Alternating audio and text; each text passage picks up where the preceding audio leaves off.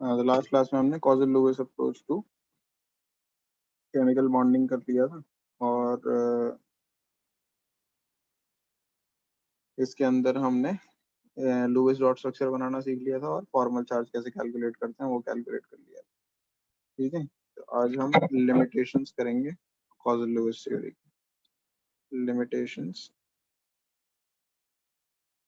Of Kossel Lewis approach.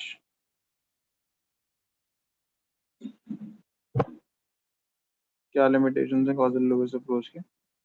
या Lewis पहला,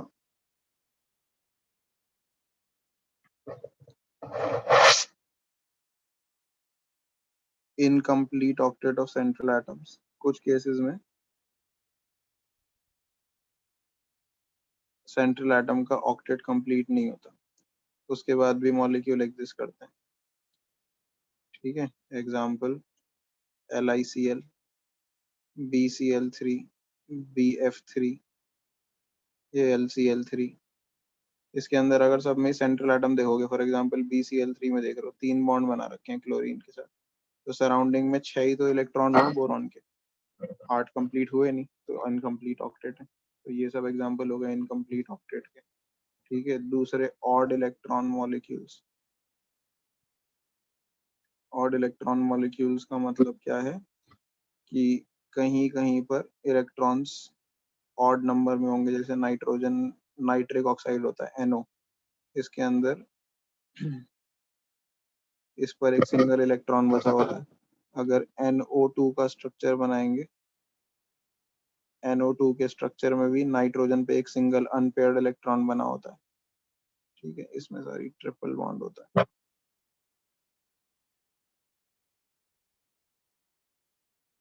तो ये ऑड इलेक्ट्रॉन मॉलिक्यूल्स का एग्जांपल हो गया।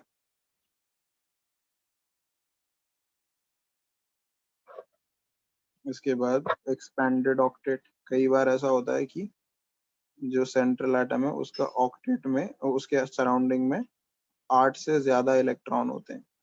ठीक है, ऐसा एग्जांपल सल्फ्यूरिक एसिड में देख सकते हो आप। सल्फ्यूरिक एसिड का स्ट्रक्चर ये होता है OH OH। तो सल्फर ने देखो 2 डबल बॉन्ड्स बना रखे हैं, 2 सिंगल, तो 2 डबल 2 सिंगल हो गए, टोटल मिला के कितने बॉन्ड हो गए? 6 हो गए। 6 का मतलब 12 इलेक्ट्रॉन्स है, 12 इलेक्ट्रॉन्स अराउंड सल्फर। ठीक है, PF5 एक एग्जांपल ले लो।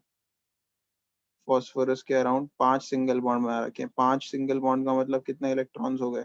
10 इलेक्ट्रॉन्स हो गए। तो ऑक्टेट से ज्यादा हो गए ना, 8 से ज्यादा। तो 8 electrons, sorry 10 electrons around phosphorus. तो ये एक्सपैंडेड ऑक्टेट का एग्जांपल आ गया। SF6 भी इसमें आ सकता है। SF6 में 12 इलेक्ट्रॉन हो जाएंगे अराउंड सल्फर।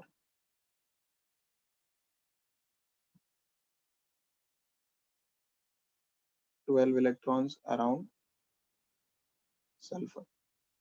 ठीक है, तो ये एक लिमिटेशन हो गया। इसके बाद fourth, it does not explain the relative stability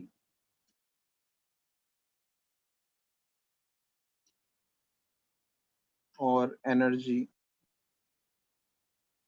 of the molecules। तो मॉलिक्यूल्स की रिलेटिव स्टेबिलिटी और एनर्जी को कोई एक्सप्लेनेशन नहीं देता ये। ठीक है, और it does not explain the shape of the molecule। तो मॉलिक्यूल्स के शेप के बारे में भी कुछ नहीं बताता ऑक्टेट रूल। तो हमें नहीं पता ऑक्टेट रूल से कि मॉलिक्यूल्स का शेप क्या होगा। तो ये ऑक्टेट रूल के लिमिटेशंस। सही है। इसके बाद ये तो पढ़ लिया हमने कोवेलेंट बॉन्ड के बारे में। इसके बाद हम थोड़ा सा आयोनिक बॉन्ड के बारे में पढ़ेंगे। तो आयोनिक बॉन्ड क्या होता है? आयोनिक बॉन्ड है bond formed by transfer of valence electrons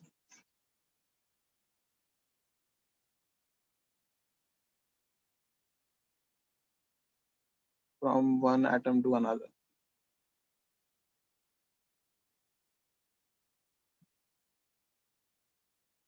तो एक एटम से दूसरे एटम पे जो इलेक्ट्रॉन्स ट्रांसफर होते हैं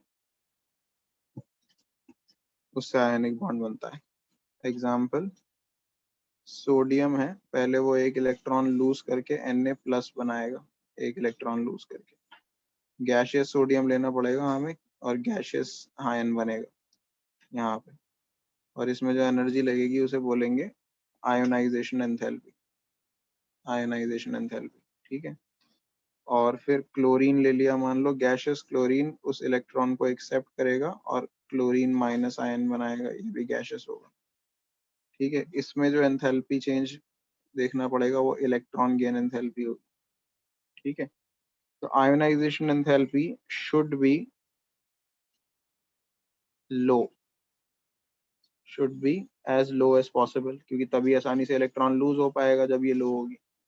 and this should be high negative. High negative होने का मतलब क्या है कि आसानी से इलेक्ट्रॉन गेन हो रहा है. ठीक है, और जब ये हो गया यानी मेटल जो है आसानी से इलेक्ट्रॉन लूज कर पा रहा है, नॉन मेटल आसानी से इलेक्ट्रॉन गेन कर पा रहा है, उसके बाद जब ये दोनों कंबाइन करते हैं, Na+ गैशियस और Cl- गैशियस कंबाइन करके जो NaCl बनाएंगे सॉलिड स्टेट में. ठीक है, इसमें जो एंथैल्पी चेंज होगी उसे लैटिस एंथैल्पी बोला जाता है. Lattice enthalpy should B high. Lattice enthalpy, हालांकि इनको जोड़ने की एंथैल्पी को नहीं बोलते, इनको तोड़ने की एंथैल्पी को बोलते हैं. सॉलिड आयोनिक कंपाउंड को ब्रेक डाउन करके गैशियस आयंस बनाने में जो एंथैल्पी चेंज होता है उसको लैटिस एंथैल्पी बोला जाता है. ठीक है, but it should be high.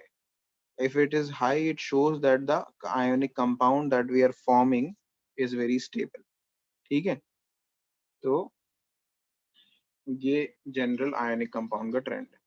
ठीक है, इसके बाद जो नेक्स्ट टॉपिक हम करेंगे वो करेंगे बॉन्ड पैरामीटर्स.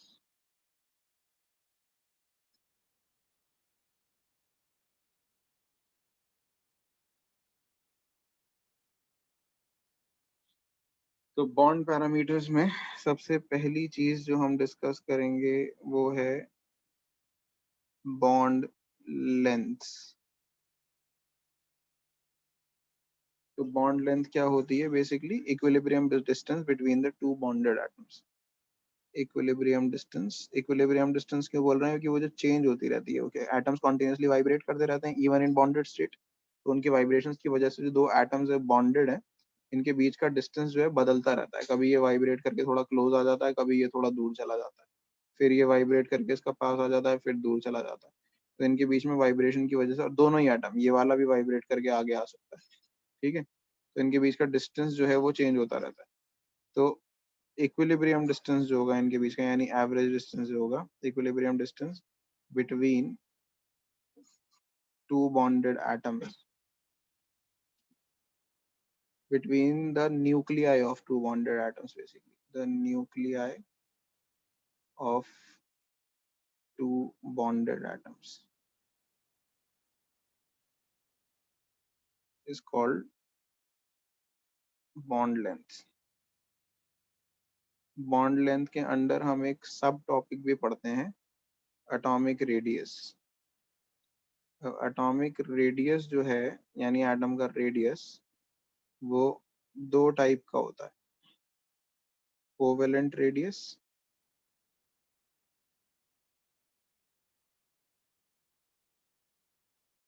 और वेंडर वॉल्स रेडियस.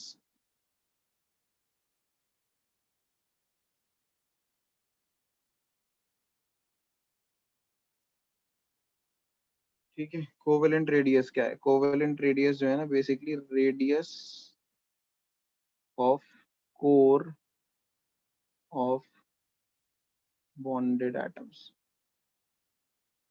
तो बॉन्डेड एटम्स के कोर का रेडियस होता है, और ये होता है radius of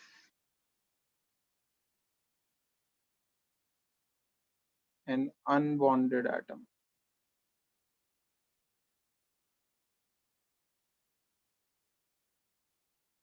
including its valence shell, including its valence shell.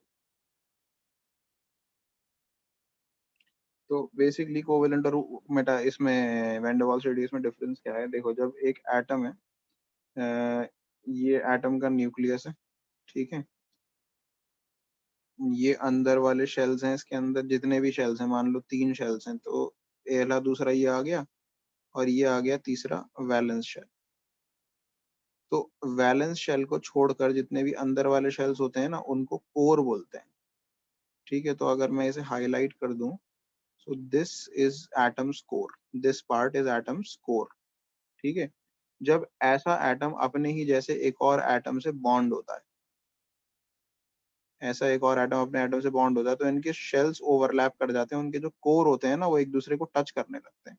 देखो, एक का कोर दूसरे के कोर को टच करने लगता है, बेसिकली ऑलमोस्ट टच कर रहा है, एक एटम का कोर दूसरे एटम के कोर को टच कर रहा है, सॉरी।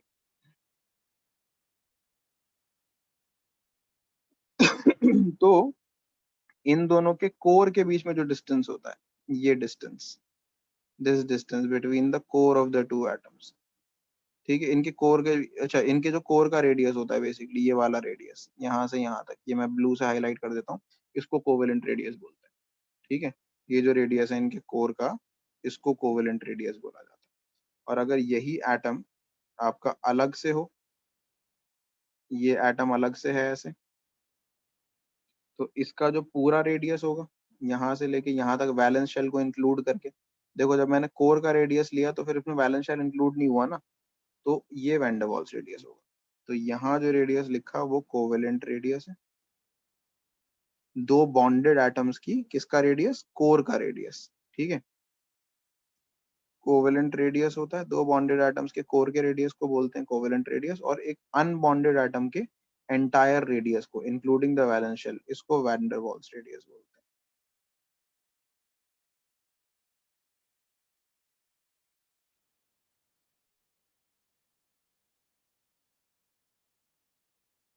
ठीक है। इसके बाद बॉन्ड एंगल एक चीज होती है, तो बॉन्ड एंगल क्या है? बॉन्ड एंगल है एंगल बिटवीन द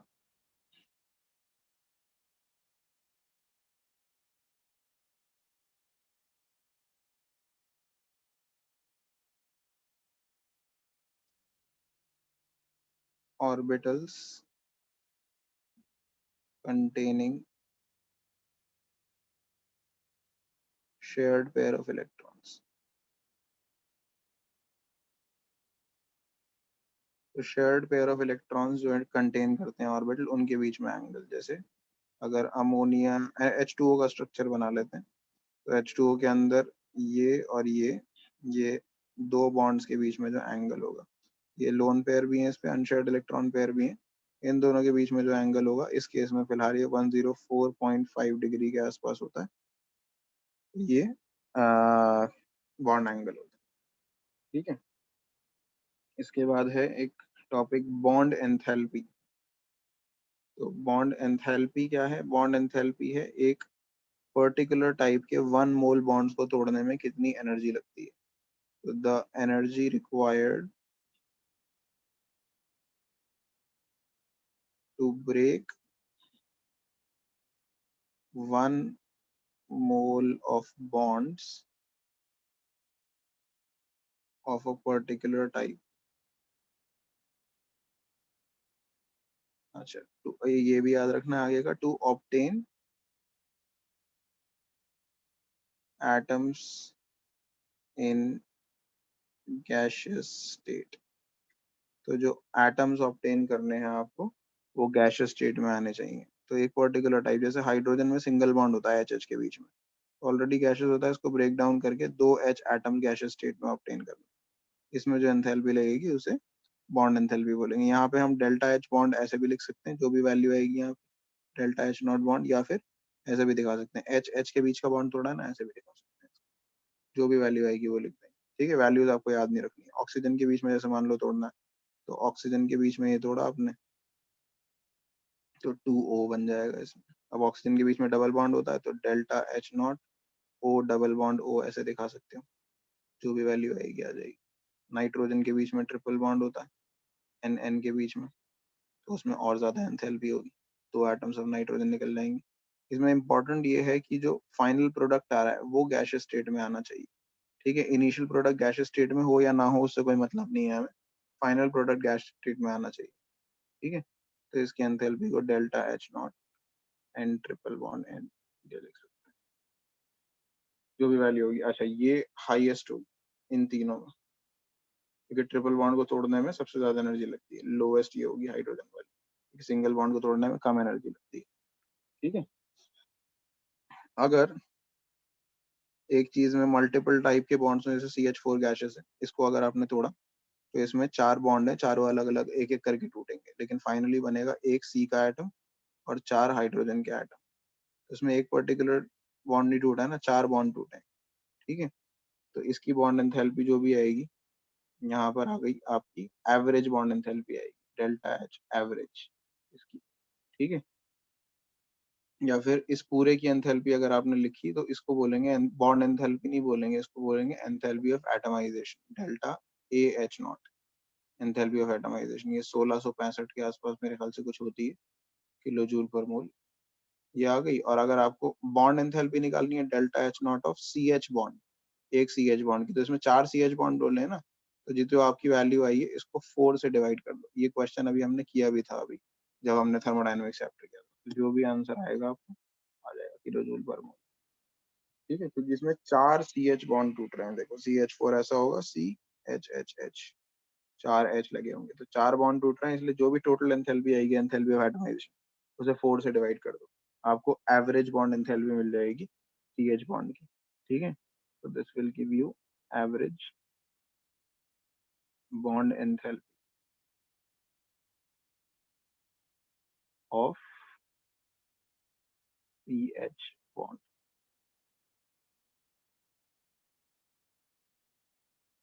ठीक है, तो दिस इज बॉन्ड एंथैल्पी। इसके बाद नेक्स्ट कॉन्सेप्ट है, वो है पोलैरिटी। तो पोलैरिटी क्या होता है, जो आपके कोवेलेंट बॉन्ड होते हैं, जब वो दो डिफरेंट एटम्स के बीच में बनते हैं, तो जो दो डिफरेंट एटम्स हैं उनकी दोनों की बॉन्ड इलेक्ट्रोनेगेटिविटी अलग है, तो शेयर्ड इलेक्ट्रॉन कोई एक एटम अपनी तरफ खींच लेता है जिसकी पोलैरिटी ज्यादा होती है। ठीक है, जिसकी इलेक्ट्रोनेगेटिविटी ज्यादा होती है। तो when a covalent bond is formed between two different atoms,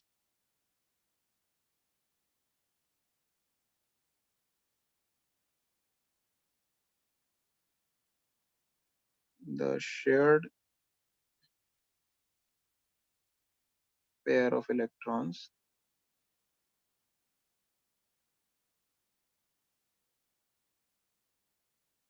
are attracted by one of the atoms.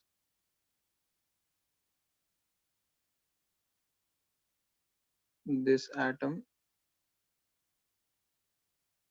yeah, this will create a polarity in the covalent bond। तो कोवेलेंट बॉन्ड में इसकी वजह से पोलैरिटी आ जाएगी। फॉर एग्जांपल, हाइड्रोजन और fluorine के बीच में covalent bond बना हुआ है, जब इलेक्ट्रॉन, जो शेयर्ड इलेक्ट्रॉन होते हैं, वो इनके बीच में नहीं रहते। ठीक है, क्यों? क्योंकि फ्लोरीन ज्यादा electronegative, shared pair of electron थोड़े से फ्लोरीन के ज्यादा क्लोज होते हैं, और अनशेयर्ड इलेक्ट्रॉन तो फ्लोरीन के जो हैं वो हैं ही अपने पास। ठीक है, ये अनशेयर्ड इलेक्ट्रॉन है, मान लो इनको अलग कलर से बना देते हैं, ये अनशेयर्ड इलेक्ट्रॉन है। ठीक है, तो इसके पास ज्यादा है शेयर्ड इलेक्ट्रॉन, इसकी तरफ है, फ्लोरीन की तरफ, because it is more electronegative than hydrogen, जिसकी वजह से फ्लोरीन पे पार्शियल नेगेटिव चार्ज आ जाता है, हाइड्रोजन पे पार्शियल पॉजिटिव चार्ज आ जाता है, इसे कहते हैं पोलैरिटी। ठीक है, पोलैरिटी को रिप्रेजेंट करने के लिए हम एक चीज यूज करते हैं जिसे कहते हैं हम dipole moment. Dipole moment. So dipole moment, it is a quantity used to represent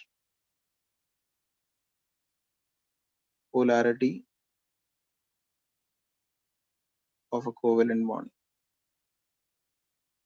तो एक कोवेलेंट बॉन्ड में जो पोलैरिटी होती है उसको रिप्रेजेंट करने के लिए डाइपोल मोमेंट का यूज किया जाता है। म्यू से रिप्रेजेंट करते हैं इसे। फॉर्मूला होता है इसका Q इंटू डी। Q क्या है? Q है, ये है डाइपोल मोमेंट, म्यू है डाइपोल मोमेंट, Q है चार्ज, डी है distance between atoms.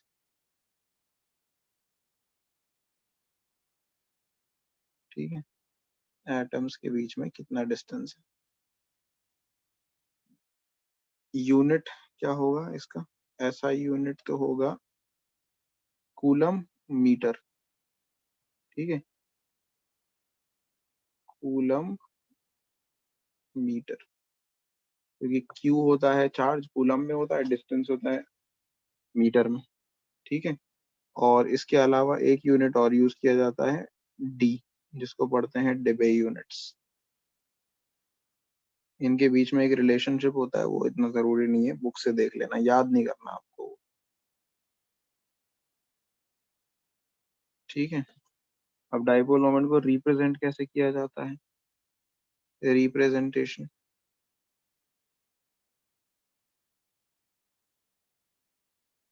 Of dipole moment.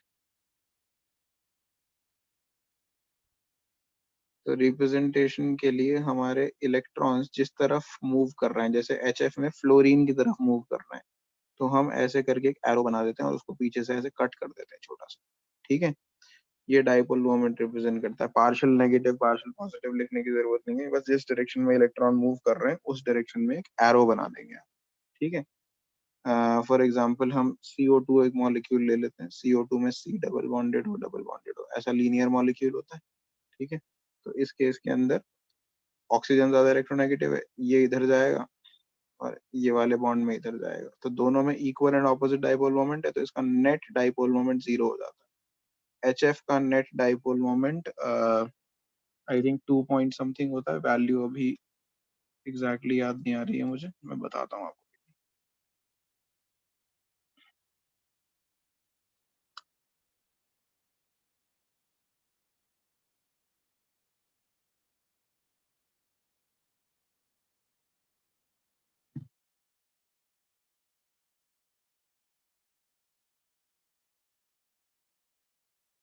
1.8 डिबे units के आसपास होता है इसका। ठीक है, 1.8। उसके बाद अगर H2O बनाए हम मॉलिक्यूल, H2O में भी हमने स्ट्रक्चर बनाया, ऐसा होता है, ये लोन पेयर है, इसमें भी ऑक्सीजन ज्यादा इलेक्ट्रोनेगेटिव है, तो इस तरफ डाइपोल मोमेंट होगी। अब वेक्टर्स जैसे आपने पढ़े हैं वैसा ही होता है डाइपोल मोमेंट में भी। अगर दो ऐसे वेक्टर हैं तो इनका रिजल्टेंट वेक्टर अपवर्ड होगा ना, तो ऐसे ही इन दोनों डाइपोल मोमेंट का रिजल्टेंट डाइपोल अपवर्ड होता है। तो ये आपका रिजल्टेंट डाइपोल को हम अलग कलर से बना देते हैं, ये रिजल्टेंट डाइपोल। तो इसके अंदर जो वैल्यू आती है वो 1.85 डिबे यूनिट्स आती है।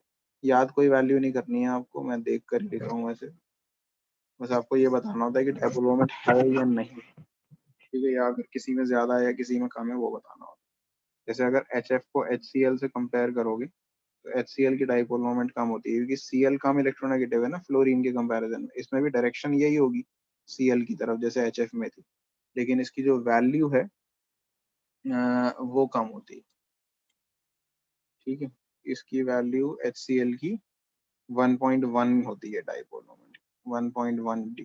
ठीक है, HBr पे जाओगे तो और कम हो जाएगी, 0.8 हो जाएगी, क्योंकि Br और कम इलेक्ट्रोनेगेटिव होता है। ठीक है, कई बार ऐसे भी डाइपोल मोमेंट कैंसिल हो जाती है, जैसे मान लो BF3 है, ये ट्राइगोनल प्लेनर ऐसा मॉलिक्यूल होता है, तो इसके अंदर इस डाइपोल मोमेंट की इधर हो गई, इस बॉन्ड की इधर हो गई, इस बॉन्ड की इधर हो गई। अब जो ये नीचे दो जा रहे हैं, इन दोनों का रिजल्टेंट, ये जो दो नीचे की तरफ जा रहे हैं, इनका रिजल्टेंट ऐसे होगा, वेक्टर्स के हिसाब से देखोगे तो इनका रिजल्टेंट जो है वो क्या करेगा, वो इसको कैंसिल आउट कर देगा। ठीक है, तो resultant dipole of two B F bonds will cancel the dipole of the third B F bond. तो इस केस में भी डाइपोल मोमेंट जीरो हो जाएगी। ठीक है, ऐसा ही CCl4 में हो सकता है। CCl4 टेट्राहेड्रल स्ट्रक्चर होता है इसमें। तो कहीं पे भी अगर सेंट्रल एटम पे कोई लोन पेयर नहीं है तो वहाँ डाइपोल मोमेंट जीरो हो जाती है। देखो इसमें कैसे होगी, ये अपवर्ड है और बाकी तीन जो है वो डाउनवर्ड है। तो इन तीनों का डाउनवर्ड जो होगा वो रिजल्टेंट ऊपर वाले के बराबर होगा। इन तीनों का डाउनवर्ड ऊपर वाले के बराबर होगा, तो ये कैंसिल हो जाएगा। ठीक है, तो इस केस में भी डाइपोल मोमेंट जो है वो जीरो हो जाएगी। ठीक है, तो ये कुछ एग्जांपल हो गए। तो एक चीज याद रखनी है simply, when ever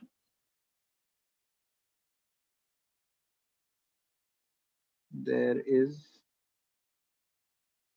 no lone pair of electron on central atom,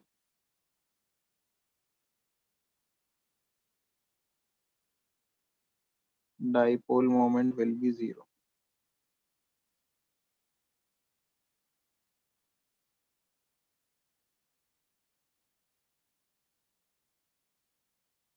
ठीक है, तो जब जब सेंट्रल एटम पे कोई लोन पेयर नहीं होगा डाइपोल मोमेंट जीरो रहेगी।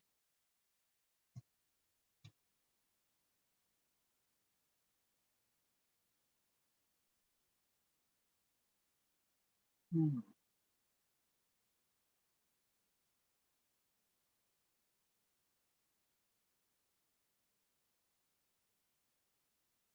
अब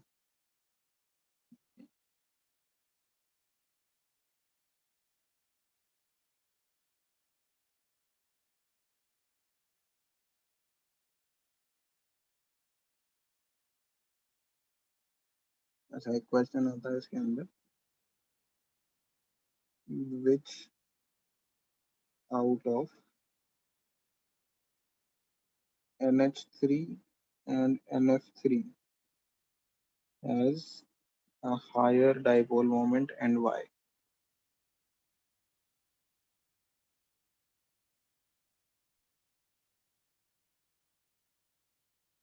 ठीक है, तो NH3 NF3 दोनों के स्ट्रक्चर बना के आप देखोगे, NH3 का स्ट्रक्चर ये होता है, तीन H आ गए नीचे और ऊपर एक लोन पेयर आ गया।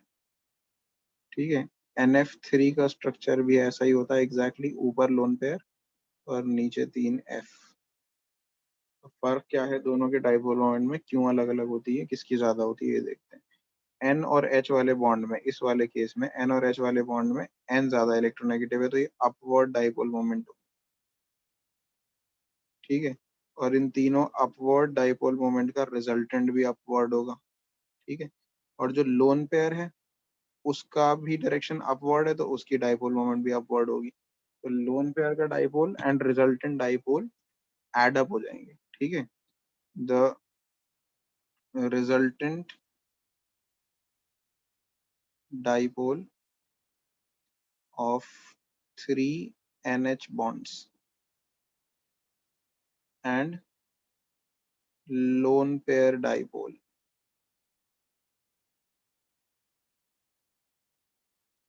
will add up। ठीक है, इस केस में क्या होगा, फ्लोरीन ज्यादा इलेक्ट्रोनेगेटिव है नाइट्रोजन से, तो ये डाउनवर्ड डायरेक्शन में जाएंगे सारे डाइपोल्स। सारे डाउनवर्ड डायरेक्शन में जाएंगे तो इनका रिजल्टेंट भी डाउनवर्ड होगा, और लोन पेयर का जो है वो अपवर्ड होगा। अब ये कैंसिल नहीं होंगे क्योंकि ये बॉन्ड्स का डाइपोल है, ये लोन पेयर का डाइपोल है, इक्वल नहीं होते। इक्वल नहीं होते तो कैंसिल भी नहीं होंगे। कैंसिल नहीं होंगे तो क्या होंगे, सब्ट्रैक्ट हो जाएंगे। ठीक है, तो the resultant dipole of three NF bonds is subtracted from the lone pair dipole. तो लोन पेयर डाइपोल और ये सब्ट्रैक्ट हो जाएंगे। अब सब्ट्रैक्ट हो जाएंगे तो ऑब्वियसली डाइपोल मोमेंट इसकी कम हो जाएगी। यहाँ एड अप हो रहा है तो यहाँ डाइपोल मोमेंट ज्यादा हो जाएगी, तो इसमें कम हो जाएगी। ठीक है,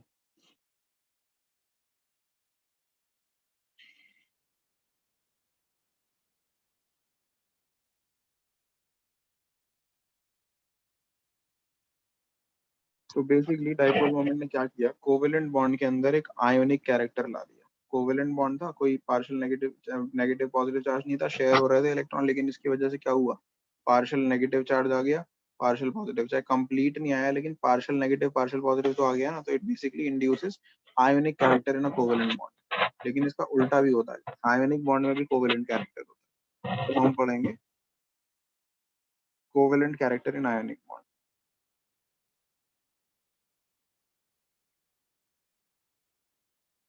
character in ionic bond. Ionic bond में कोवेलेंट कैरेक्टर को स्टडी करने के लिए हम पढ़ते हैं पजान्स रूल। पजान्स रूल क्या बोलता है कि smaller the cation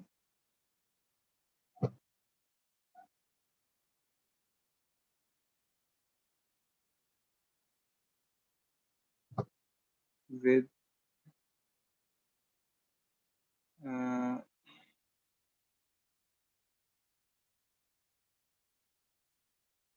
smaller cation with high charge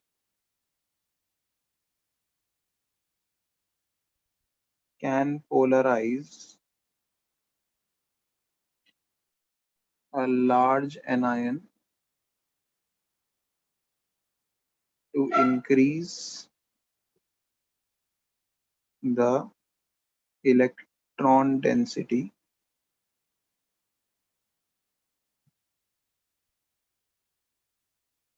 between the two atoms,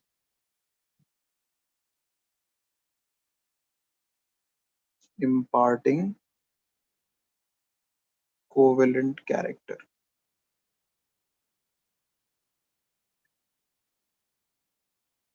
तो बेसिकली अगर एक स्मॉल साइज का कैटायन है और एक लार्ज साइज का एनायन है, तो वो क्या करता है, स्मॉल साइज वाला कैटायन इस लार्ज साइज वाले एनायन के इलेक्ट्रॉन क्लाउड को डिस्टॉर्ट कर देता है। डिस्टॉर्ट करने का मतलब उसके इलेक्ट्रॉन क्लाउड को अपनी तरफ ऐसे खींच लेता है। ठीक है, जिसकी वजह से जो इलेक्ट्रॉन्स हैं वो अब यहाँ आ गए, इन दोनों के न्यूक्लियाई के बीच में। इसका न्यूक्लियाई यहाँ पे है, इसका न्यूक्लियाई यहाँ पर है, पॉजिटिव वाले का न्यूक्लियाई यहाँ पर है। तो इनके बीच में आ गए, जिसकी वजह से कोवेलेंट कैरेक्टर इंड्यूस हो गया। तो बेसिकली स्मॉलर, इसे कहते हैं पोलराइजेशन। ये जो प्रोसेस हो रहा है ना, इसने स्मॉल साइज लार्ज साइज के एनायन को पोलराइज कर दिया, इसे पोलराइजेशन कहते हैं। तो smaller the cation, higher the polarizing power. जितना ज्यादा छोटा होता है उतनी ही ज्यादा पोलराइजिंग पावर होती है उसके अंदर। ठीक है, और जितना ज्यादा उस पर चार्ज होता है उतनी भी।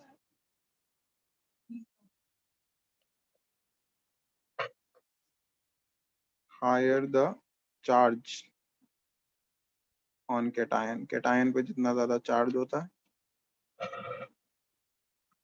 Higher the charge on cation, higher the polarizing power. Polarizing power cation पे चार्ज डालने से भी ज्यादा होती है, higher the polarizing power.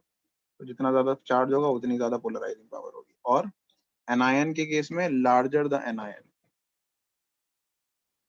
Larger the anion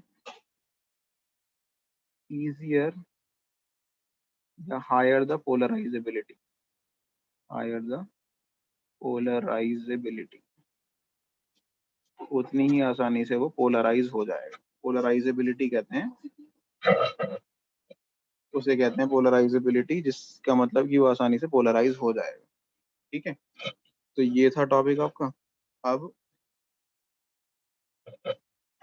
एक लास्ट टॉपिक है इसके अंदर, लैटिस एंथैल्पी। तो ये था covalent character in ionic compound, इसे फजांस रूल कहते हैं। इसे प्रॉपरली लिखा हुआ है बुक में, वहां से नोट्स भेज दूंगा। अभी फिलहाल ऐसे ही समझ। तो जितना छोटा कटायन होगा और हाई चार्ज वाला कटायन ज्यादा कोवेलेंट कैरेक्टर इंड्यूस कर पाएगा, और लार्जर अनायन कोवेलेंट कैरेक्टर इंड्यूस कर पाएगा। एग्जाम्पल के लिए आप इसे याद रख सकते हो। एग्जाम्पल के लिए आप LiI याद कर सकते हो। लिथियम बहुत छोटा कटायन होता है और आयोडीन बहुत बड़ा एनायन होता है। तो इसमें LiI has high covalent character.